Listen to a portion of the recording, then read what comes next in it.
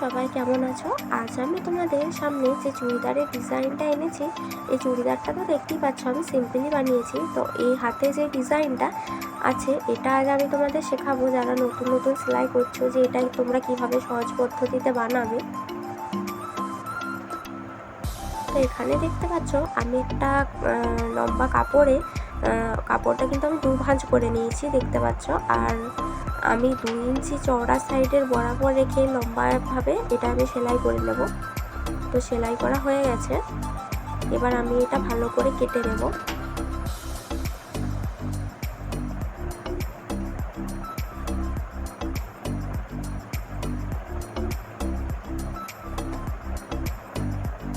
দেখো এখানে আমার এটা কাটা হয়ে গেছে। তো এটা এবার আমাকে উল্টে নিতে হবে, যাতে এই যে সামনে যে আমি সেলাইটা করেছি এই সেলাইটা যাতে না দেখায়।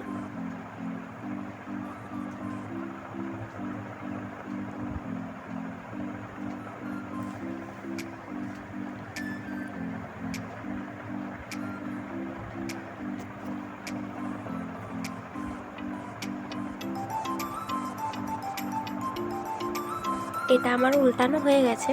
তো এবার তোমরা যারা এই ফুলটা বানাবে, তো ফুলটা চওড়াটা তোমরা যতটা দরকার তার থেকে 1 ইঞ্চি বেশি নেবে। আমার এখানে 1.5 ইঞ্চি দরকার ছিল, তাই আমি এখানে 2.5 ইঞ্চির সমানভাবে কাপড়টা কেটে নেব। বাকি কাপড়গুলোও আমি সেম প্রসেসেই একই মাপে কেটে নেব।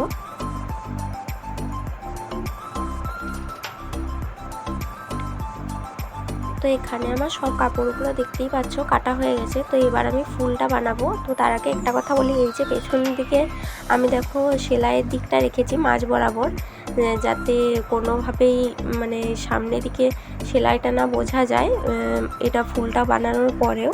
তার জন্য এটা আমি পেছনে মাঝ বরাবরই রেখেছি। আর তোমরা যখন এই ফুলটা বানাবে তখনও এটা দরকার পড়লে একবার ভাঁজ করে তোমরা দেখে নেবে এটার মাঝটা কোথায় পড়ছে, এই মাঝখান থেকেই কিন্তু সেলাইটা দেবে। তো এখানে আমার ফুলটা প্রায় বানানো কমপ্লিটই হয়ে গেছে, আমি সেলাই দিয়ে নিয়েছি। আর একটা পুঁথি অ্যাটাচ করে এটার আমি ফিনিশিং দেব। তো দেখতেই পাচ্ছ ফুলটা কত সুন্দর বানানো হয়েছে। তো বাকি ফুলগুলো আমি এইভাবে বানিয়ে নিয়েছি। তো এখানে আমার হাতটা আছে 15 ইঞ্চি, তো তার থেকে 1 ইঞ্চি বেশি যোগ করেছি আমি 16 ইঞ্চি। আর এখানে আমি 2 ইঞ্চি করে সাইডে চওড়াটা রেখেছি, এখানে আমি ফুলটা বসাবো। আর এই মাঝে দেখো আমি একটা পেনে করে এই পেপারটাতে দাগ দিয়ে নিয়েছি, তো যাতে আমার এই ফুলটার মানে পুরো ফিনিশিংটা যাতে ভালো আসে সুন্দরভাবে। এই পুঁথির এই মাঝখানের ডিজাইনটা যাতে এই লাইনে লাইনেই পড়ে, তাহলে তোমাদের এই ফিনিশিংটা খুব সুন্দর আসবে।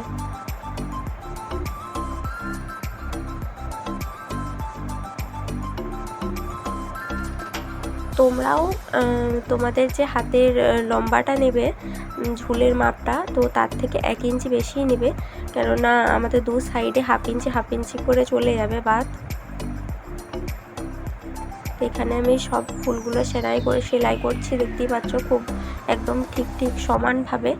আর এই ডিজাইনটাও যাতে মাঝের যে বরফির মতো একটা ডিজাইন এটাতে পড়বে, সেটা যাতে ঠিকঠাকভাবে পড়ে, সেই জন্য কিন্তু আমি মাঝে যে পেনের দাগটা দিয়েছি, সেই জন্য এই পুঁথিগুলো ওই রকম এই জায়গাটাতেই পড়লে বেশ সুন্দর হবে জিনিসটা।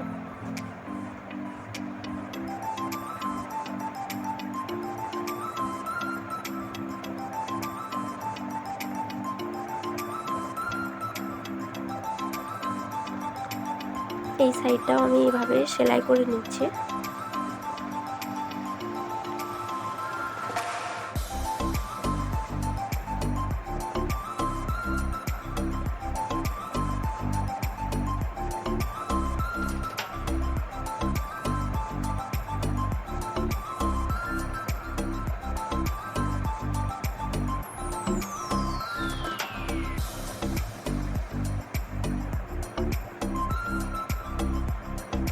এবার আমি বেশ ভালো করে সাইডগুলো কেটে নেব, যাতে ফিনিশিংটা এটা ভালো হয়।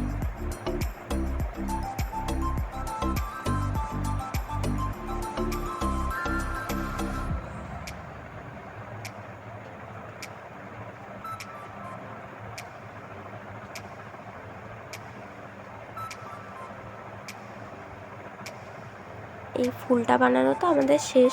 এবারে হাতের সাইডে যে কাপড়গুলো আছে এগুলো আমরা অ্যাটাচ করে নেব।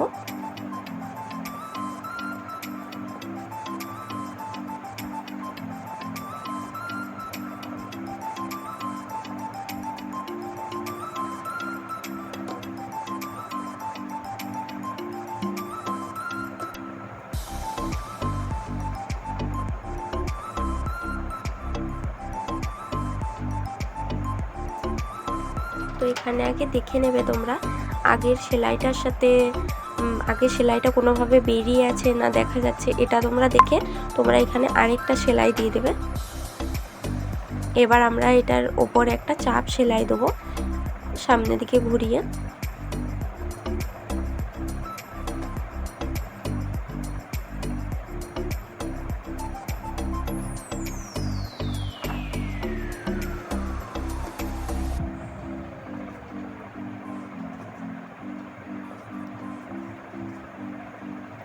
পরের হাতটাও আমরা জয়েন করে নেব। তো এটা জয়েন করা হয়ে গেছে, এবার পেপারটা আমরা এখানে ছিঁড়ে দেব।